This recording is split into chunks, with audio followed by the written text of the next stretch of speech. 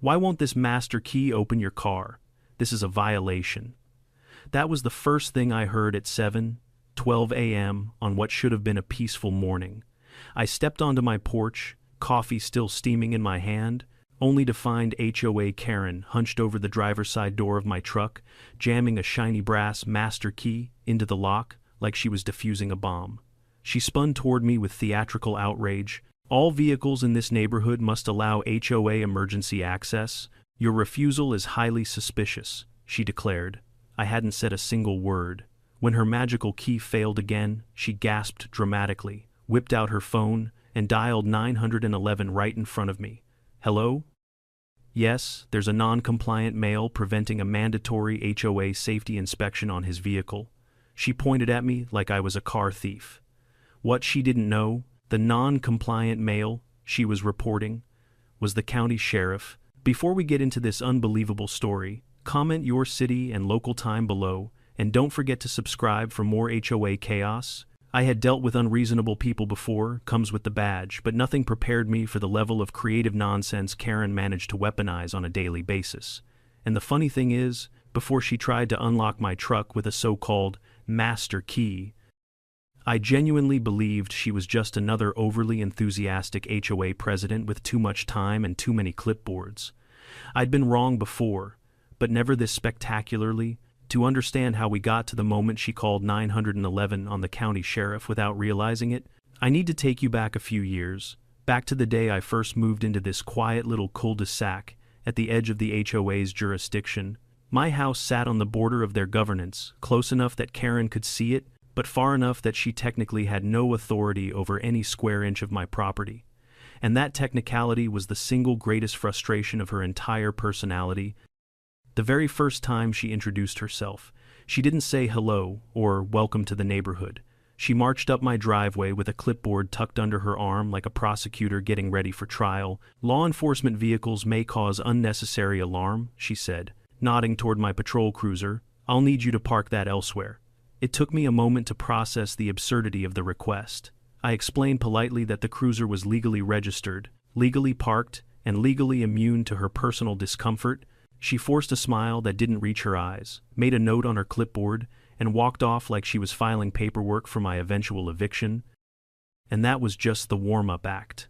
A few days later, I found a piece of paper taped to my cruiser windshield. In bold letters, it read, "Unauthorized government imagery visible from public view, $45. Fine." Government imagery? She meant the sheriff's badge on the door. I actually laughed out loud, peeled the paper off the windshield, and tucked it into a binder.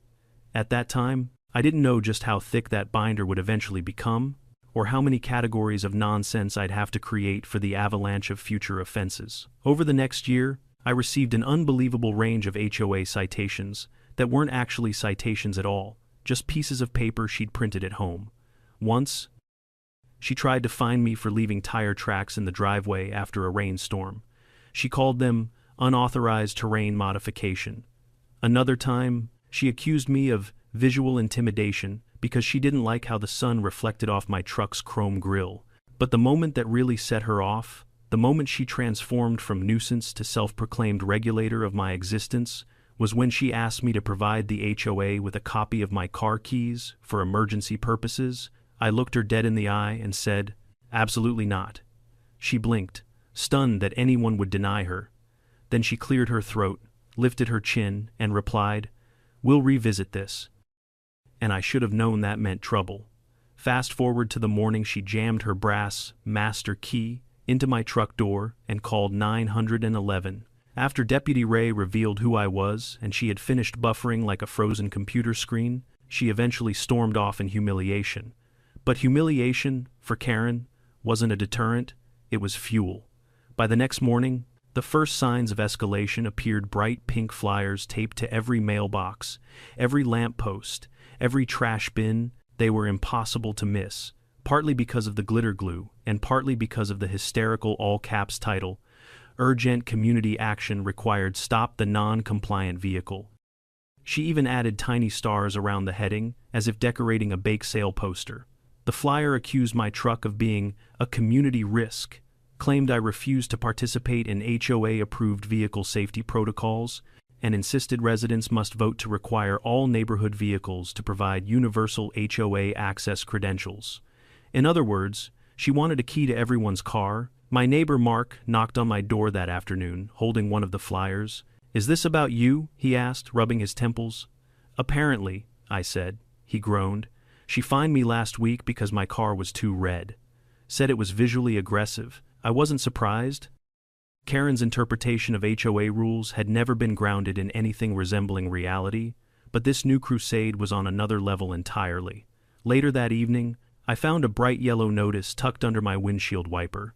Notice of parking violation, excessive vehicle presence, $65. Fine. Excessive presence. In my own driveway, I added that to the binder. The following day, she held what she called an HOA emergency meeting. Someone recorded it and sent it to me, possibly as entertainment, possibly as evidence. Watching it felt like watching a parody of a political rally hosted by someone who had read half a textbook on leadership and decided she was ready for world domination.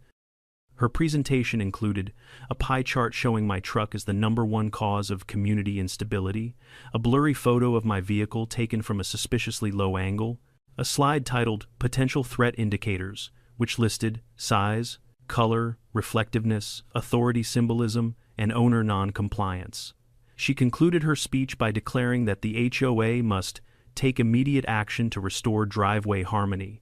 One resident raised a timid hand and said, "Isn't that the sheriff's truck?" Karen snapped back. Authority does not exempt anyone from community standards. To be honest, hearing her say that made me laugh. I couldn't make this stuff up if I tried. But the laughter didn't last long. By the next morning, 3 new notices appeared on my truck: reflective paint disturbance, unauthorized law enforcement symbols, driveway shadow imbalance, driveway shadow imbalance. She was now fining me for the shape of my truck's shadow. That was when I realized this wasn't just another HOA spat. Karen was escalating towards something much bigger, much louder, and far more absurd than anything I'd seen up to that point. She wasn't simply annoyed by my truck, she was obsessed with controlling it, controlling me, controlling everything she believed fell under the spirit of the HOA. And the real kicker, my driveway wasn't under the HOA at all. I knew I needed to start documenting everything meticulously. Not as a neighbor, as a sheriff.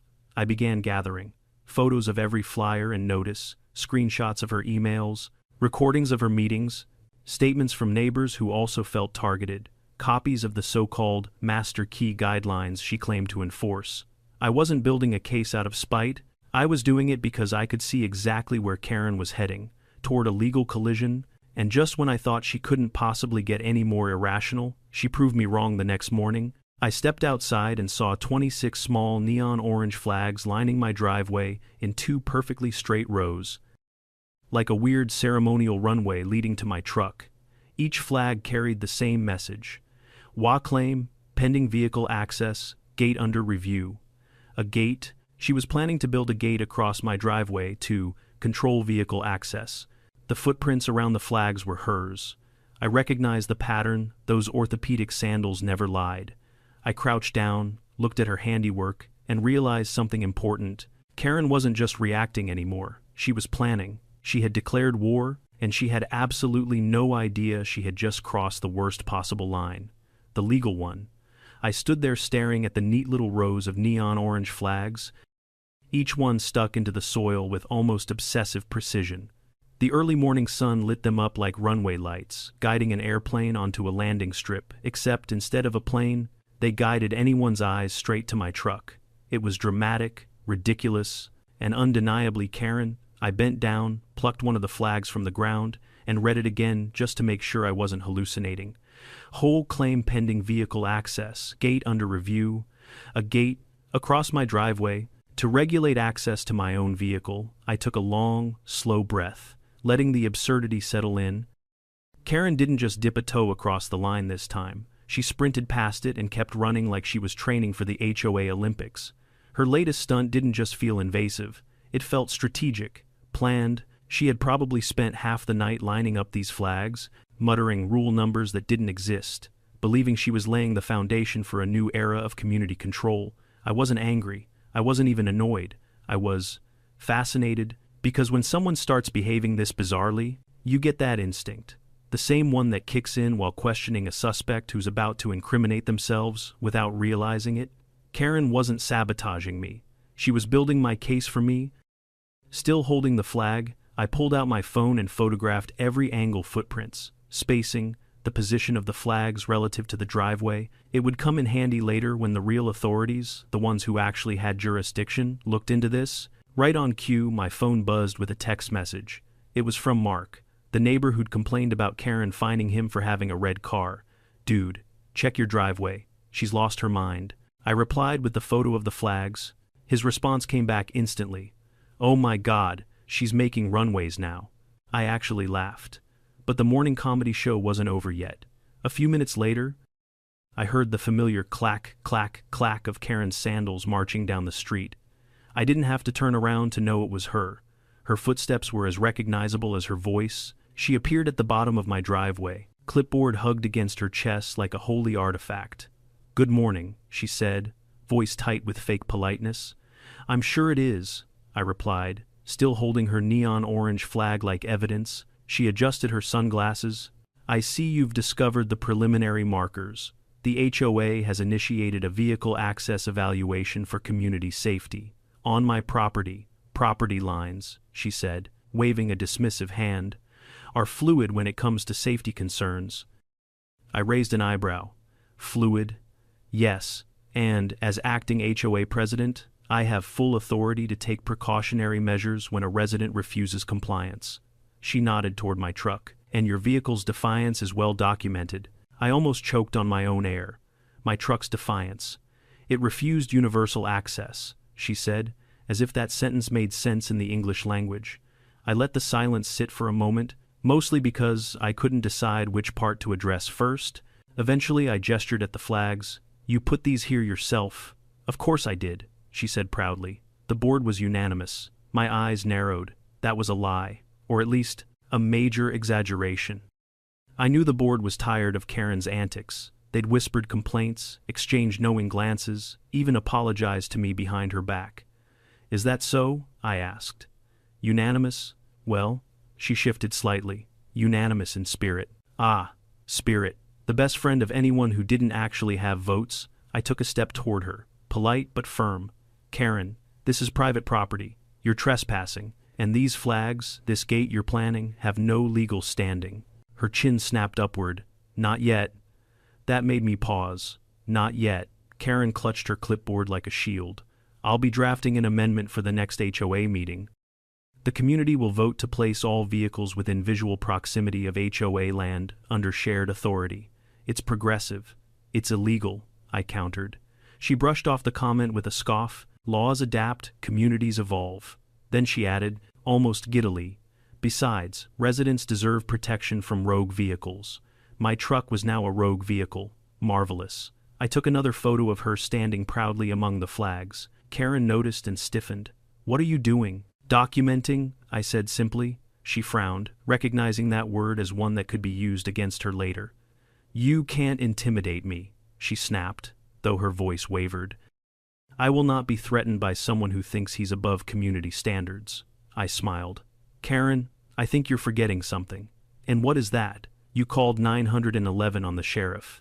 Her face flushed pink anger or embarrassment. I couldn't tell. Maybe both. "That was a misunderstanding," she said quickly. "You told dispatch I was refusing an HOA inspection.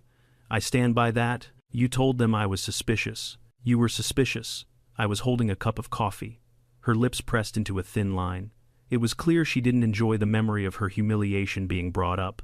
Without another word, she spun on her heel and stormed off, leaving me with a driveway full of flags and the distinct suspicion that this was far from over.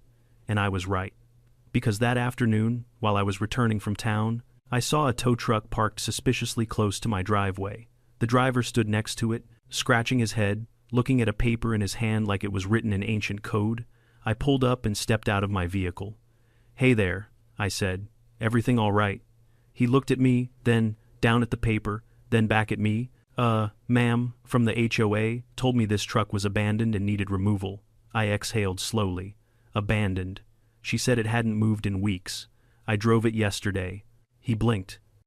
"She also said the owner was refusing to comply with safety checks." I pointed to the sheriff's emblem on the door. I'm the owner. The man's face drained of color. Oh, oh man, she didn't mention that. I'm sure she didn't. He folded the paper and shoved it in his pocket like it was cursed.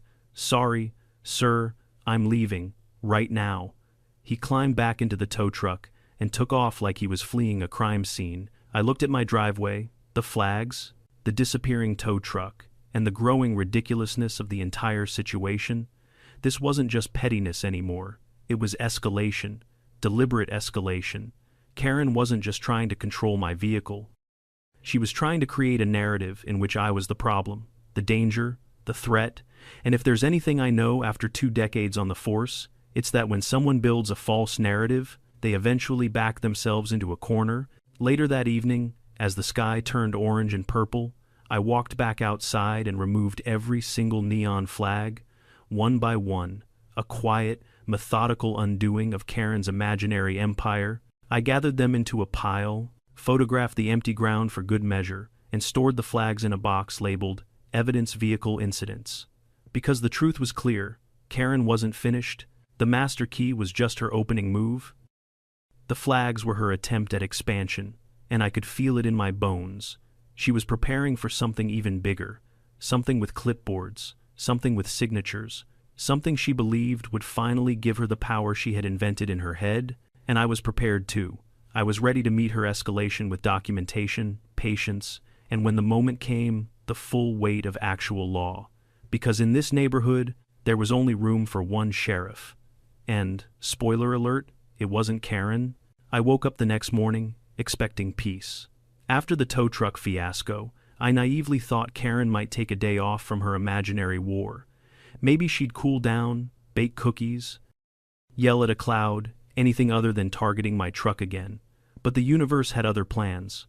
When I stepped outside, coffee in hand, I froze. My truck, my perfectly fine, minding its own business, truck was shackled. A giant yellow wheel clamp was locked onto the front tire like some kind of medieval punishment device for naughty vehicles. For a split second, all I could do was blink. The bold stenciled letters on the boot read, HOA impound non-compliant vehicle. There wasn't enough caffeine in the world for this. I set my mug on the hood and crouched down to inspect the clamp. It was real metal, real heavy, and very much real property damage if she'd scratched my rim. A laminated tag dangled from the lock. Release fee, $350, plus processing fee, $25, plus administrative fee, $15, total due, $390.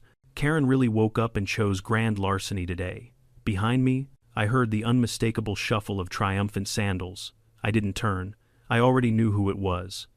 Well, she called, arms crossed. Perhaps now you'll learn to respect community authority. I stood slowly. You put a wheel clamp on my truck? It's not your truck, she snapped. It's a community-adjacent vehicle subject to oversight. Impoundment was necessary after repeated violations. I exhaled through my nose, the way I do right before reading someone their Miranda rights. Karen, this is illegal. No, she corrected, tapping her clipboard. This is proactive neighborhood safety enforcement. You immobilized a law enforcement vehicle. Her eyes narrowed. A vehicle used to intimidate residents. Frankly, you should thank me. For committing a crime, for holding you accountable. I laughed, not because any of this was funny, but because I had 2 options. Lose my mind or enjoy the show. And at this point, the show had gone off the rails. Karen, I said, remove the clamp. She recoiled. Absolutely not. You will pay the release fee, just like everyone else. No one else has ever had a boot on their car. Because no one else has ever been this non-compliant, her voice cracked at the end, like she was seconds away from throwing herself dramatically onto the ground and demanding a Netflix documentary about her struggles. Karen, I tried again, you cannot impound someone's vehicle, especially not off HOA property, she smirked. We'll see what the board says. I stared blankly. The board? Yes, she said proudly. They authorized this? They did? Yes, she insisted. At that moment, my neighbor Jill peeked out from behind her curtain and made eye contact with me. She shook her head violently. No, absolutely not. The board did not approve this. Caught in her lie? Karen pivoted instantly. Well, they didn't oppose it. That's not the same thing. It is in spirit, she declared. Ah, yes, the HOA spirit where reality went to die. I pulled out my phone. Karen stiffened but tried to hold her ground.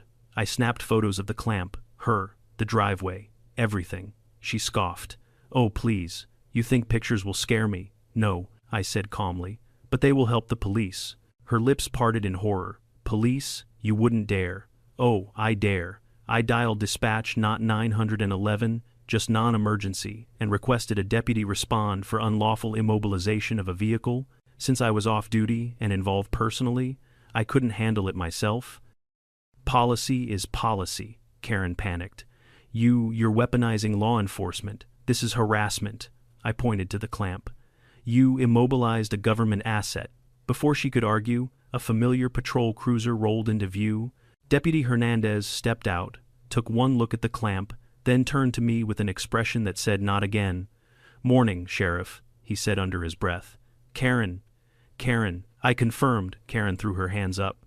Finally, someone reasonable, officer, arrest him for refusing to follow HOA impoundment protocol. Hernandez stared at her for a long moment. Ma'am, there is no HOA impoundment protocol. There should be, she shouted. That's not how laws work, he replied. She jabbed her pen toward the clamp. This vehicle is out of compliance. I tried the master key. Stop, I said, raising a finger. Do not confess to more crimes. Hernandez sighed and pulled out his pad. Ma'am, did you place this device on the sheriff's truck? I issued a lawful community corrective action. Did you buy this online? Yes, she said proudly. It's heavy duty, and comes in different colors. Ma'am, he interrupted, you cannot immobilize property you don't own. This is tampering and potentially vehicle interference. She gasped. Vehicle interference, how dare you imply? He's not implying, I said. He's reading the law. This is oppression, she shrieked, of the HOA. If hysterical righteousness were a fuel source, Karen could have powered the entire county. Hernandez wrote out an official warning and instructed her to remove the clamp immediately. She refused. He repeated the instruction. She refused again.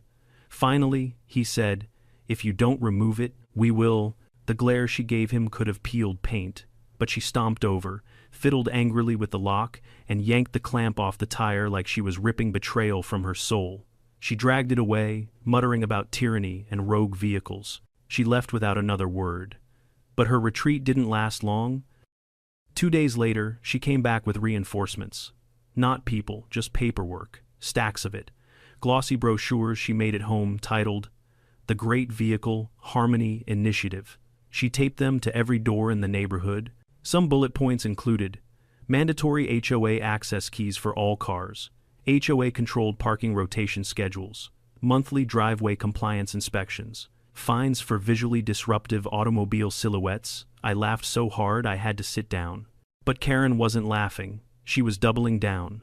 That week, I received 13 separate violations: parking too confidently, vehicle presence exceeding comfort threshold, potential intimidation due to height, license plate, numerically aggressive, unauthorized reflective surfaces, excessive durability, owner attitude non-compliant, truck windows too transparent, driving patterns unpredictable, tire grooves emotionally sharp, paint color too authoritative, shadow cast exceeds 4-5 feet, sheriff emblem improper for suburban setting. Each one was more absurd than the last. I documented everything. I made a second binder, then a third, and after seeing me gather evidence, Karen realized something. She wasn't intimidating me.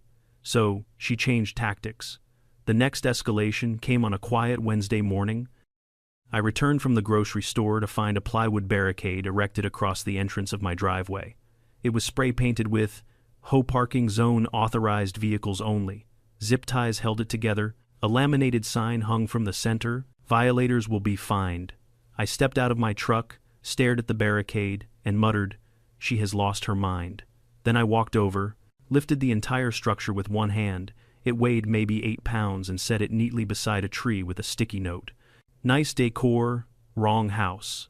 The next day, a city inspector knocked on my door. Got a call from someone claiming there's a dangerous illegal parking structure on this property. Of course, she called the city on herself by accident. I showed him the makeshift gate. He snorted. Yeah, no, this is not up to code or reality.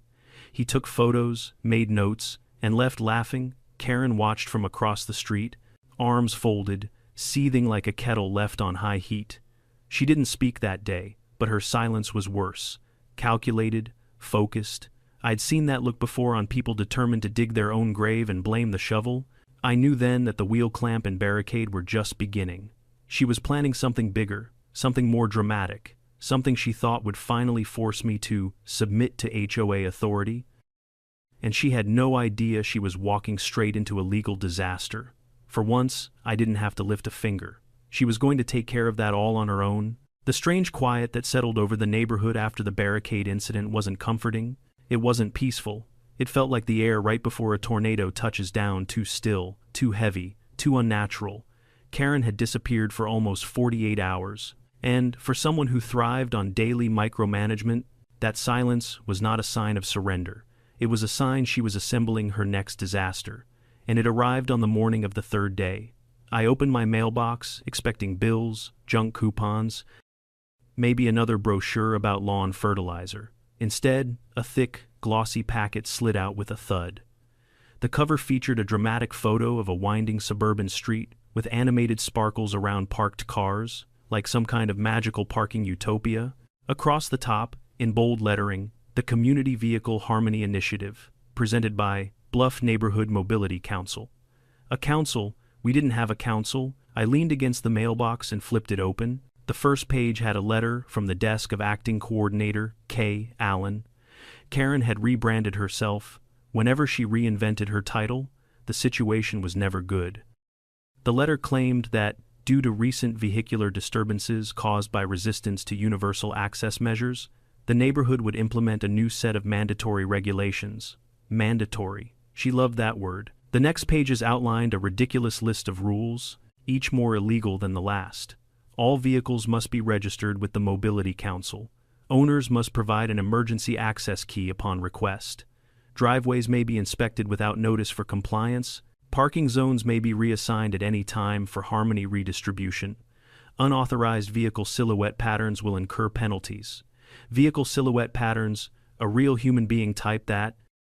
At the back of the packet was a payment page, the part she cared about most. Mobility Harmony, contribution fee, $89, due within 5 days. She included a QR code linking to a PayPal account named Bluff Vehicle Safety Fund. I laughed. Out loud. Right there at my mailbox. At 7:30 in the morning. Like a man who had reached the point where the only sane reaction to insanity was amusement. But when I looked up, I stopped laughing, because there she was, standing across the street by her Prius, dressed in a navy blazer and tan slacks, wearing a fake earpiece that was very clearly not connected to anything. She watched me read her packet with the expression of someone waiting for praise they absolutely didn't deserve. I held up the booklet. A new council, she nodded proudly. Formed due to community demand. What community? I asked. Residents have expressed overwhelming concern. Name one, she blinked. Concerns may remain anonymous. For safety. Safety from what? My truck's shadow. She refused to engage with the sarcasm. Instead, she stepped closer, lowering her voice as if sharing a state secret. Your vehicle has become a symbol of disorder, she said. People are frightened. A strong neighborhood cannot function when residents feel threatened by unpredictable silhouettes. My truck had now become a symbol, a silhouette-based threat. Incredible. I flipped the packet closed. Karen, this is fraud. She stiffened. This is community leadership. What you're doing is illegal. What I'm doing, she said, jabbing her clipboard toward the sky, is necessary. For who? For everyone. The delusion radiated off her like heat. Karen, I said calmly, you cannot create fake councils to collect fees. You cannot demand keys to people's vehicles. You cannot find shadows. She smiled, a tight and brittle thing. We'll see what the legal advisory panel thinks. Who's on the panel? I asked. She hesitated. Me. I almost choked. So you created a council, appointed yourself coordinator, and then created a legal panel, which is also you. She crossed her arms. Someone has to take responsibility, and that someone is always you. Exactly. I rubbed my forehead. Karen, do you hear how strange that sounds? I hear how necessary it sounds. This woman needed not an HOA, but a hobby. Before I could respond, she thrust a clipboard toward me. Sign the compliance acknowledgement. I didn't touch it. No, very well. She scribbled something onto her pad. Refusal to acknowledge notice. Additional fee. $13. Not 10, not 15. $13. Why 13? Because Karen operated on chaos math. She walked off, smug as a cat who thought she'd caught a mouse. Except I wasn't the mouse, I was the sheriff, and she was stapling nonsense to her own downfall. Inside my house, I spread everything out on the table, the packet, the fines, the barricade photos, the wheel clamp, screenshots from neighbors who'd texted me their own violations. There was enough evidence to wallpaper a courtroom. I called the sheriff's office not as the sheriff, but as a citizen filing a complaint. Since I was directly involved, protocol required that another deputy handle the case. Hernandez, reliable as ever, took the report. Bluff, Neighborhood Mobility Council, he muttered. Never heard of it. It didn't exist until today, I said. He whistled. She really doesn't know when to stop. No, I agreed. She really doesn't. All right, he said. Send me everything. This might cross the line into attempted fraud. I emailed him the documents, photos, timestamps, and links. He thanked me and said he'd begin verifying Karen's claims, or rather, disproving them. That evening, as I sat on my porch reading through her booklet again, trying to decide whether silhouette patterns should become a running joke at the station, my neighbor Jill approached hesitantly. She looked around, making sure Karen wasn't nearby. "Can we talk?" she whispered. "Of course." She stepped closer. "We need your help. The HOA board, we're done. We can't deal with her anymore." I raised an eyebrow. "What happened now?" She told the board we needed to create a parking brigade. She wants weekly driveway inspections, and she tried to fine one of the board members because her SUV felt rebellious. I rubbed my eyes. I wish I could say I'm surprised. "She's out of control," Jill said. "We've had enough. We want to vote her out, but we need solid evidence, provable stuff, things she can't wiggle out of later." I gestured toward the dining table inside, stacked with paperwork like a crime lab display. "I've got evidence." Jill's eyes widened. "How much?" "Binders, plural, 3 so far." She let out a breath like someone who had just seen daylight for the first time in months. "This could work, but you have to be there. The board meeting is Friday." "I'll be there." She hesitated, then asked, "One more thing. Is it true she called 911 on you?" "Yes, and didn't know you were." "The sheriff." "Correct." Jill covered her face and groaned. "Oh God, this is worse than I thought." I nodded. Yes, it is." She left with a promise. The board would prepare the motion to remove Karen, but Karen wasn't going to sit quietly. Oh no, she had sensed resistance. She had smelled rebellion, and like any dictator whose regime was cracking, she ramped up her efforts. The next morning, another packet appeared, this one titled Emergency Vehicle Harmony Audit, Mandatory Participation Required. Inside was a form threatening a $150 non-participation fee. She also slipped a handwritten note under my doormat. "Your resistance strengthens my resolve." Who writes villain monologues to their neighbors? Later that afternoon, a group of bewildered residents approached me. "She fined me for washing my car too loudly," one said. "She fined me because my headlights were too assertive." Another added, "She fined me for insufficient wheel humility," said a third. Wheel humility. That was a new one. It hit me then that Karen wasn't just spiraling, she was dragging the whole neighborhood into her vortex. But the good news? Every ridiculous fine, every fake regulation, every desperate power grab was more evidence. Evidence that would end her presidency, evidence that would end her crusade against my truck, evidence that would, ultimately, bring her face to face with real legal consequences. And by Friday's meeting, the neighborhood would no longer be under the rule of a clipboard tyrant. Karen didn't know it yet, but she was about to lose everything she'd built, and all because she believed she had the right to open my truck with a shiny brass key.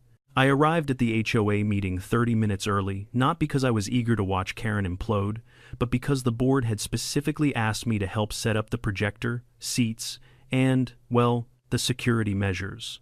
Not physical security, emotional security. They knew Karen well enough to expect some kind of theatrical meltdown, and the last thing anyone wanted was her climbing onto a table again and shouting about vehicular insurrection. The community center was already humming with quiet tension. People whispered in small clusters, some clutching copies of the Mobility Harmony packet, like evidence in a courtroom, others holding their phones up with screenshots of fines Karen had sent at random hours. One guy had printed an 18x24 poster of the bogus wheel humility violation and taped it to the wall with the caption, "How is this real?" Even I had to stop and admire it. Jill approached me nervously, clipboard in hand, hair pulled back in the tight, stressed-out bun of someone who had hit her HOA limit. "She doesn't know what we're planning," she whispered. "She'll know in about 20 minutes, I replied. Jill nodded sharply. "Good. The board is united. That hasn't happened in 10 years. That's what happens when tyranny arrives in orthopedic sandals." She choked back a laugh. "Stay close when we begin. She's going to make this difficult." Oh, I knew. Karen didn't breathe without making something difficult. The residents filed in, some taking seats, others leaning against the walls like spectators at a boxing match. The room smelled faintly of coffee, anxiety, and mild resentment, all standard HOA aromas. Everyone was waiting for the show. And right on cue, the door slammed open. Karen swept in like a royal entering a coronation ceremony, navy blazer, fake earpiece, clipboard resting on her forearm like a sacred artifact, and a stack of her Mobility Council packets tucked under the other arm. The room groaned collectively. "There will be order," she announced. "It hasn't started," someone muttered. She ignored them. Instead, she marched to the front and planted herself beside the podium, glaring at the board as though daring them to challenge her. Jill stepped forward. "Thank you all for coming," Jill began. "Tonight's meeting will address—" "I'll be handling tonight's meeting," Karen interrupted, "given the heightened threat level to neighborhood vehicular harmony." "No," Jill said sharply. You could feel the room freeze. Karen blinked, taken aback. She wasn't used to that word. "No," she repeated. "That's correct," Jill said firmly. "The board will handle this meeting. You will sit down." Karen's jaw dropped so far it almost unhinged. "Sit down." "Yes," Jill said, "in the audience. Like everyone else." Karen's eyes snapped toward me, searching for backup, but I simply folded my arms and leaned against the wall. I wasn't here to save her. I was here to observe, document, and allow her to destroy her own argument. "I am the HOA president," Karen hissed. "For now," someone in the back whispered. Karen spun around. "Who said that?" No one answered. Jill cleared her throat. "Please take your seat." Karen didn't move, not at first, but her power was slipping. She could feel it. Finally, she huffed, the sound of a deflating balloon, and stomped into a metal chair in the front row. The meeting began. Jill introduced the agenda, thanked everyone for coming, and then moved on to the item everyone was waiting for. "Today," she said, "the board will address the concerning actions taken by our HOA president, including unauthorized fines, fraudulent documents, attempts to collect money under a non-existent organization, and repeated harassment of multiple residents." Murmurs rippled across the room. Karen shot to her feet. "Lees, all of it. I did what I had to do to protect the community from vehicular anarchy." "Sit," Jill said. Shockingly, Karen sat.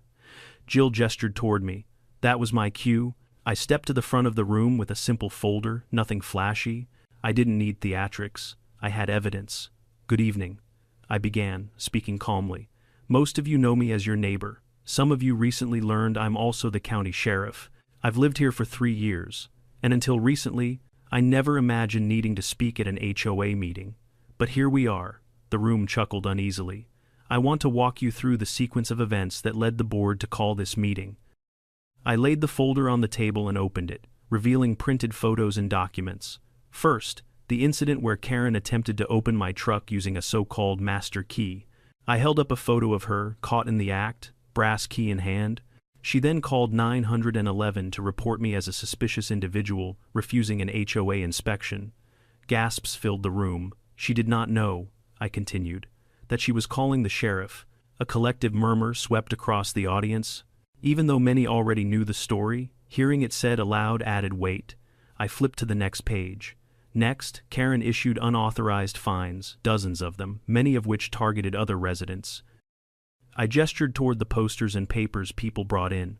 Charges for aggressive headlights, non-compliant wheel angles, emotional lawn imbalance caused by vehicle placement. These are not real violations. They do not exist in the bylaws. Heads nodded, people whispered angrily. Then there was the wheel clamp she placed on my truck. I placed a photo of the boot on the projector. Karen made a strangled noise but didn't interrupt. Not yet. She also called a tow truck and attempted to have my vehicle removed by claiming it was abandoned. It wasn't. I continued laying out each incident. The plywood barricade, the neon flags marking a non-existent HOA claim, the fraudulent Mobility Harmony Council, the payment demands, the QR code linking to her personal PayPal. She attempted to collect money through an unregistered organization, which constitutes attempted fraud. Karen finally erupted. I was acting in the interest of the community. Karen, I said gently, you immobilized a sheriff's truck with a clamp you bought online. That clamp was high quality, she shrieked. A man in the back burst out laughing. Jill held up her hand. Order, please. But the room wasn't laughing anymore. They were angry at being manipulated, fined, and dragged into chaos by someone who believed she owned their driveways. I finished my explanation, closing the folder. The evidence has been submitted to the county and the investigation is ongoing. However, the HOA board can take action tonight regarding her status. A board member stood and said, "We move to vote on the immediate removal of Karen Allen as HOA president." The room erupted in clapping. Karen jumped to her feet, eyes wild. "No, you can't do this. I am the only one holding this community together. Without me, you'll descend into parking mayhem." Jill didn't flinch. All those in favor. Hands shot up across the room, dozens of them. A tidal wave of fed-up residents. It was beautiful. All opposed? Jill asked. Karen shot her hand up. Alone, trembling with fury, Jill nodded. Motion carries. Karen Allen is removed as HOA president effective immediately. The collective exhale from the crowd felt like the first breeze after a long drought. Karen stood in stunned silence, like someone had unplugged her brain.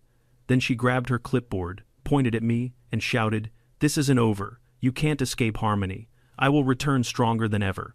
And with that, she stormed out of the building, slamming the door so hard the frame shook. The room sat in stunned silence for a moment. Then, applause filled the air. People clapped, cheered, laughed. Some even hugged. I just stood there, watching the door she'd stormed out of, knowing something the rest didn't. She wasn't done. Karen didn't retreat. Karen regrouped. And I had a sinking feeling her next move would make everything she'd done so far look tame. The evening after Karen's removal was the most peaceful the neighborhood had felt in months. People lingered outside their homes, chatting on sidewalks, watering plants, walking dogs without glancing over their shoulders for a charging pink blazer. Someone even joked that they could finally wash their car without violating vehicular emotional etiquette. Spirits were high. Relief was real. But peace, in my experience, is not the end of a story. It's the eye of a storm. Karen didn't show up the next day, nor the day after. Most people celebrated her absence, believing she'd finally slunk away in shame to lick her wounds and reorganize her army of imaginary committees. But I dealt with her long enough to know better. Karen didn't accept defeat. She repackaged it. It started quietly. A strange envelope showed up in my mailbox on Friday morning. Not HOA branded, not handwritten. It was printed professionally on linen paper, sealed with a gold circle sticker, as if it were an invitation to a royal gala. The return address was simply P.O. Box 214, Bluff County Oversight Initiative. I sighed before even opening it. Inside was a formal notice. Dear resident, due to recent concerns regarding vehicle compliance and driveway harmony, you are requested to attend a mandatory mediation session with the Bluff Community Oversight Initiative, BCOI. Failure to appear may result in further action. Signed at the bottom, in overly elegant script, Acting Coordinator, K. Allen. I let the paper fall onto the kitchen counter. She had reinvented herself again. A private entity, a fake oversight initiative. She wasn't running an HOA anymore. She was starting her own department of made-up government. This time, she'd even included a voluntary community contribution form with a suggested payment of $140 toward a driveway beautification project. And just like last time, the QR code pointed straight to a PayPal account under her name. She was escalating into fraud territory with confidence that would make a con artist blush. I grabbed my phone, snapped photos of every page, and filed them into my now bulging Karen Evidence, Volume 4 folder. Not 10 minutes later, my doorbell rang. It was my son, He wasn't in uniform, but he carried himself the same way he always did, alert, steady, patient. I waved him inside and handed him the letter. He skimmed the first paragraph, then shook his head. She's really trying to reinvent the HOA. Not reinvent, reincarnate. She sent the same letter to half a dozen residents, he said.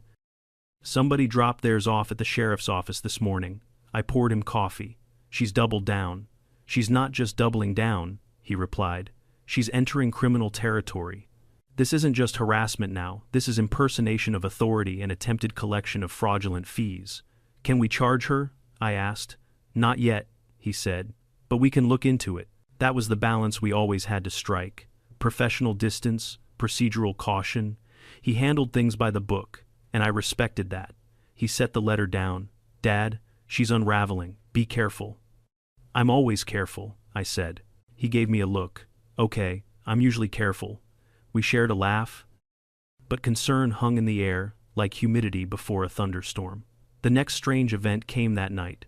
My motion sensor flicked on at 11:47 p.m. I checked the camera feed, expecting a raccoon. It wasn't. It was Karen. She wore a reflective vest, cargo pants, gloves, and carried what looked suspiciously like a tape measure, a clipboard, and a stud finder. She paced back and forth along the perimeter of my driveway like a surveyor on a very personal mission. At one point, she knelt and measured the angle of my truck's front tire. She scribbled furiously. Then she measured its distance from the lawn. Scribble, scribble. Then she held the stud finder against the fender like she expected it to reveal state secrets. I stepped outside onto the porch, arms crossed. Evening, Karen, I called. She gasped and dropped her tape measure. I was conducting an assessment, she stammered. At midnight. Timing is irrelevant when harmony is at stake. Karen, get off my property. I have authority under the Oversight Initiative. No, you have a vest you bought on Amazon. She bristled. A uniform, she corrected. A vest, a uniform, a vest, Karen. She stomped her foot like a toddler denied a cookie. You're obstructing justice. No, I said, stepping forward. I'm obstructing trespassing. I pointed at the camera. You're being recorded. She froze. That was her weakness. Not authority, not resistance documentation. She hated when her actions were captured by anything other than her imagination. She backed away slowly, muttering, "This will not stop harmony. This will not stop the initiative." Then she disappeared into the darkness of the cul-de-sac, reflective vest sparkling like a deranged firefly. The next morning, half the neighborhood found envelopes identical to mine. Some asked if I knew anything. Others asked if she could really find them again. No, I told them. She has zero authority, but she threatened legal action, one neighbor whispered. She threatens shadows, I replied. You'll be fine. Still, not everyone was reassured. Karen had spent years conditioning them to fear her clipboard. Undoing that takes time. By noon, I had collected 11 more letters from neighbors who didn't trust themselves not to burn them out of frustration. I forwarded everything to Deputy Hernandez. He called 20 minutes later. Yeah, I think we have enough for charges, he said. This initiative isn't registered with the state, not even close. She's fabricating documents and presenting them as legal authority. Do what you need to do, I replied. He hesitated. One problem, which is, she's probably expecting retaliation. She might have a meltdown before we can serve the papers. He was right. And the meltdown came that same afternoon. I was working in my garage when I heard shouting from the street. I walked out and saw Karen standing beside her Prius, waving a giant rolled-up poster like a battle flag. The community is at risk, she screamed. The sheriff's vehicle is a threat to harmony. People peeked out of curtains, some gathered. Everyone looked tired. Then she unrolled the poster. It was a blown-up satellite image of the neighborhood, with my truck circled dramatically in red marker, surrounded by arrows and labels like Unknown Vehicle Energy Zone, Potential Disruption Field, Driveway Dominance Risk. A kid down the street whispered, "Is he a superhero?" Karen spun on him. "No, he is a menace." At that moment, 2 sheriff's cruisers pulled into the street. Karen paled. Deputy Hernandez stepped out and approached calmly, professionally. "Karen Allen," he said, "we need to speak with you." She puffed up her chest. "Ah, finally, justice arrives." "Yes," he said, "it does." He handed her a packet of papers. She skimmed the first lines, then she screamed. It wasn't a normal scream. It was the sound of a woman whose imaginary empire had just collapsed under real-world law. "You can't do this," she shrieked. "I am the initiative." "No," Hernandez said. "You are being charged with harassment, falsifying documents, and attempting to operate an unlicensed entity. My initiative is legal. It doesn't exist. It exists spiritually. Spiritual HOA doesn't count?" She stomped, ranted, waved her arms, declared herself a guardian of peace, and accused me of leading a coup. I just stood there, arms crossed. When she finally ran out of breath, Hernandez spoke again. "Ma'am, you are formally ordered to cease all oversight activity. You are not to contact residents with demands, letters, or directives. Violate this, and further action will follow." Karen stared at me with fire in her eyes. "This is your doing," she hissed. "No," I replied. "This is your doing." She got into her Prius, slammed the door, and sped off. For the first time, she didn't yell out the window. She didn't even look back. That evening, the neighborhood felt different, lighter, calmer. Parents walked their kids. Teenagers skateboarded. Dogs barked without receiving noise citations. The shadow of Karen's clipboard tyranny faded like mist in sunlight. But peace never lasts long with someone like Karen, because I knew deep in my gut that she wasn't done forever. Just done here. People like Karen never disappear. They relocate. Karen's departure should have felt like a victory. The neighborhood exhaled, relieved to finally live without threats of vehicular disharmony or shadow violations. Kids played basketball in driveways. People washed their cars at normal volumes. For the first time in months, the air didn't smell like clipboard ink and unreasonable fines. But I'd learned something long ago as a sheriff. Peace after chaos always feels fragile, like setting down a glass ball on the edge of a table. And with Karen, that feeling was twice as strong. Because she hadn't apologized, she hadn't admitted wrongdoing, she hadn't even muttered a symbolic promise to self-reflect. She left angry, humiliated, plotting. So while the neighborhood relaxed, I prepared. Not because I expected revenge. Karen wasn't the criminal mastermind type, but because she was the relentless type, the kind who would reinvent her authority, rename her organization, and come back preaching a new gospel of regulations no one asked for. Still, days passed quietly, then a week, then two. The sheriff's office processed her case, but she complied with the cease and desist order. Hernandez kept me updated. "She's keeping her distance," he said, "probably licking her wounds, or drawing new maps," I muttered. Then came the night that confirmed it. It was late, close to midnight. I was reading on the porch, enjoying the rare stillness. The moon cast long shadows across my yard, and the hum of crickets was the only sound. Then my trail cam pinged. Motion detected. Back fence. I opened the feed, expecting deer or raccoons. It wasn't wildlife. A figure stood at the border of my property, just outside the legal line, not crossing it, not approaching, just standing there, motionless, staring toward the cabin. A woman, medium height, reflective vest. Even in the grainy night vision, I knew exactly who it was. Karen. She didn't move for nearly 10 minutes. Not a single step forward. Just stared, like she was mourning her lost territory, or measuring imaginary lines again in her head, or promising herself she'd rise like some HOA phoenix, reborn from laminated ashes. Then she turned and disappeared into the trees. She'd followed the order. She'd stayed off my land, but the message was clear. She hadn't let go. The next morning, I reviewed the footage carefully. She hadn't carried tools, documents, or one of her laminated monstrosities. She wasn't muttering legal jargon. She simply stood there like a ghost of bureaucracy past. A normal person might have been unnerved, but to me, it was confirmation of something I already understood. Karen's war wasn't against me. It wasn't against my truck. It wasn't even against non-compliant shadows. Her war was against irrelevance, and she was losing it. 2 weeks later, the final chapter arrived in a form I least expected. A package, delivered by courier, no return address, addressed to Sheriff's Dad, Cabin 12. Karen's sense of humor was as sharp as a marshmallow. I opened it carefully, half expecting glitter or homemade bylaws. Instead, pink tissue paper filled the box. Underneath it, A smaller silver box sat like a gift from a passive-aggressive fairy. Inside was a glitter bomb, a diffused one. She disabled the trigger, just glitter sitting harmlessly at the bottom, like a symbolic threat. There was a note taped to the lid. "This is what restraint looks like. You're lucky I'm taking the high road." I stared at it for a long moment. She wasn't threatening me, she was performing. One final act of petty rebellion to remind me she wasn't gone, just relocating. My son stopped by that evening. When I showed him the package, he shook his head. "She mailed you a disabled glitter bomb as a peace offering/threat. Symbolic artistry," I said. "Peak HOA creativity." He chuckled. "She's not coming back, Dad. At least not here." "I know," I said. "But she's not done," he sighed. "No, people like her never are." He wasn't wrong. Spring arrived, thawing the lake and softening the soil.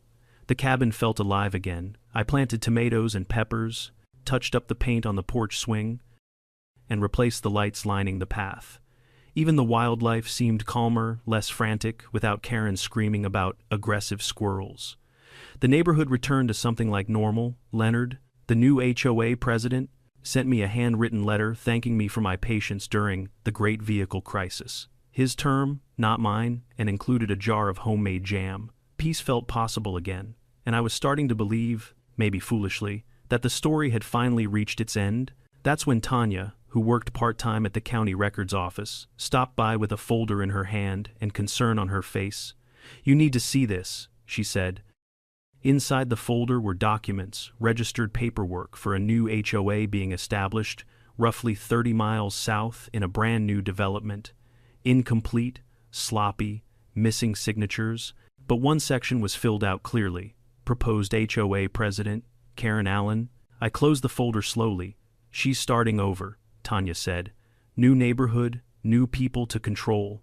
They don't know her history." I nodded. "They will. Are you going to warn them?" "No," I said quietly.